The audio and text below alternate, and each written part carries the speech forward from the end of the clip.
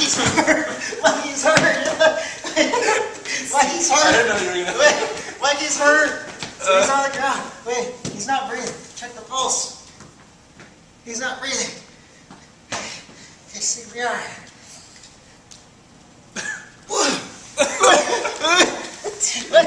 He's still not breathing. You like cracked my. He's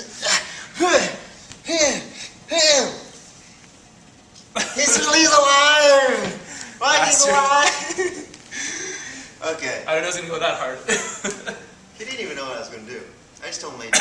But, okay, why are we doing this? For fun. But to hurt Mikey. Because I want to show you today is a little bit about structure. Everyone's always asking me, oh, this 1-inch punch, Bruce Lee's 1-inch punch. And so I thought I'd take it even one step more and teach you the no-inch punch. And what's the no-inch punch, right? Okay. The reason why, this is a good example, okay?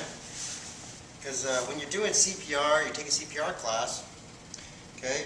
They teach you to put the hand at the sternum, okay? And what you don't want to do is bring your elbows out. See, if my elbows are out, then I can't get my body behind my elbows, right? So they teach you to do this. Bring your palm just like this, which is very familiar to you. Should be very familiar, you guys, right? Okay. And from here now, I put one hand on top of the other. Now my elbows are in. Now I can put my center of my weight on top of Mike's chest, okay, and push, compress. Push, compress, right? Okay, and that's getting behind your elbows, okay? This concept is very important. Now that Mikey's alive, because if you practice that on someone, practice your CPR, they're going to feel, oh my gosh, all your weight on top of their chest, okay? And and they feel the pressure, the compression, and that's important when you want to learn how to do the 1-inch punch, right? Which is like that, like this, and then boom, right? Or they made also the 4-inch punch. They go like this and then they punch, right? Okay. But I think that's too easy. So the no-inch punch is when you put the palm or the fist, okay, on their chest like this, right? And you have to generate the power without moving the hand away, just from here, okay? And then you launch. So how do you do it? Okay? It's kind of like standing up and doing the same kind of chest compression. We already know that if Mike does it to me, okay, his elbow has to be in. We already know that, so that Mike's body structure can get behind his elbow. Right? His hand is on my chest. Now, the important part of this is that what you're trying to do is stay relaxed, and you're trying to get your entire body structure into the opponent's, into your hand, without getting the rebound back, any type of shock back. So if Mike focuses on trying to push from his palm out, go ahead, Mike. Okay. Then see, he gets the shock. He gets a little bit of the shock back, because his arm for a second gets tense and then relaxes. But that's when he gets his rebound. Okay. So you don't want to do that. So how do you do this? The most important thing is that you practice one of the key concepts in Wing Chun, and this is also a very neglected concept, but you should practice this in your Selim Tao, okay, your first form. And that is, the farther the hand goes out, the more you drop. Okay? So you never want to be like this, or you never want the hand to go out and you're standing up. Okay? So I don't want to go like this, my tongue out when I'm I'm doing the form, and as my ton is going out, I'm standing up. This is backwards. So as your ton goes further and further away from your body, what you want to do is you want to get underneath. This is the shovel method. That means I sink. So the farther the hand goes out, the more I sink underneath the hand. I hold, because now my body structure is holding my hand. If I don't do that and I just pull my hand out, then my shoulder is carrying my hand. I don't want to do that. Right? So as my hand goes out, subtle, I get underneath it with my body, and that means I'm sinking, getting underneath it. Okay? This can be a bomb style, I get underneath. This can be a punch. The more the hand goes out, the more I get underneath. I drop, I get low. Right? So so whenever you're breaking the 70-degree angle, the more you start to break that angle, the more I start to drop my body. Okay? But when you drop, make sure you don't lean away. Okay? I don't want to do that. I just want to drop straight down. Compress your upper and lower body as your hand goes out. And get your hip underneath your hand or your fist. Okay? So, we start in a 70-degree angle. Right? Now from here, Mike is going to use the same type of compression. Now, when you do this, come here, Tiny, over here. You cannot go forward with the hand and focus just on this side of your body. Because if he does that and he pushes with this side, then that side is going to swing away. Okay? Now this has become like boxing.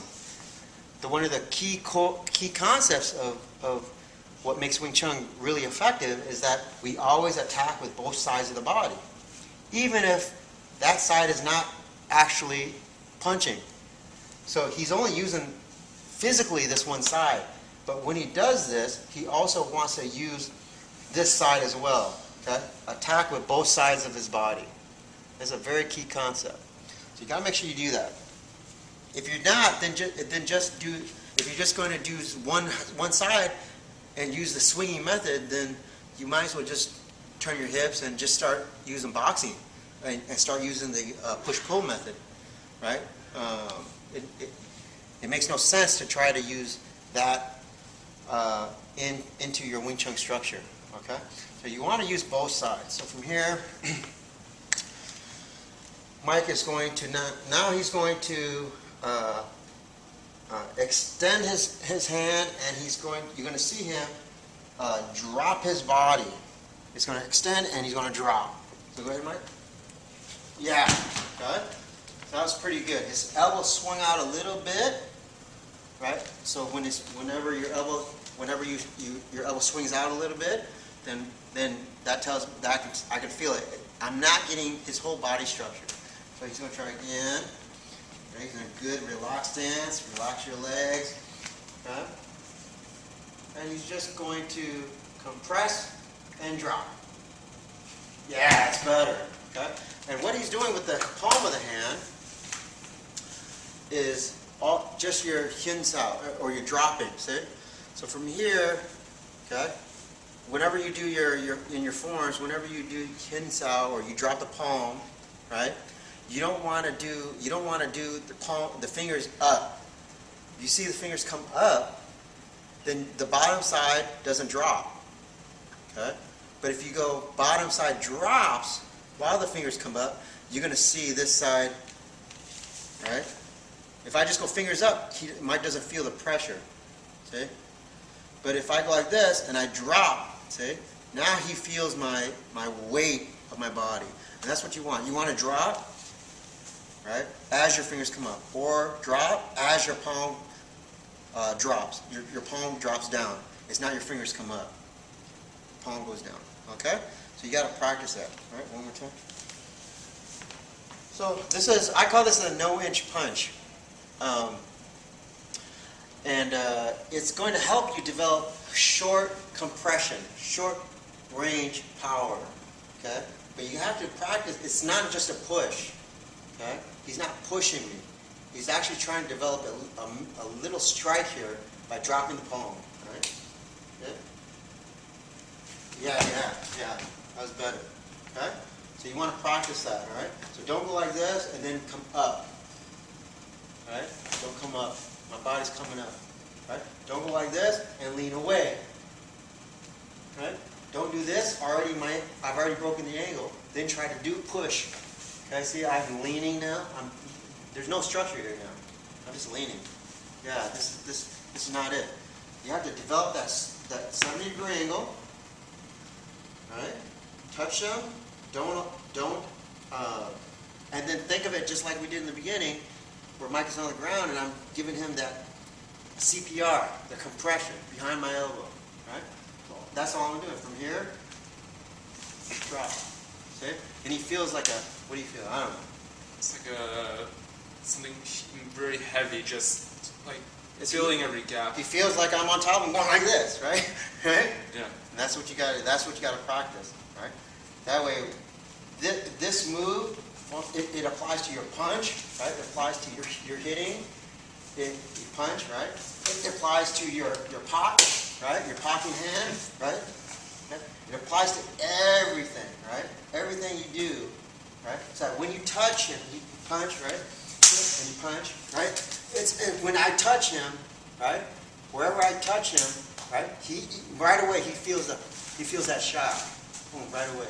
Okay? So when you see us practicing, and Mike comes in, right? And he steps in, right? And he comes in, and you see this bent angle, and then he basketballs me out. He should drop as his hands go out, right? Okay. Now you know that. You also know that. We don't want to hurt each other.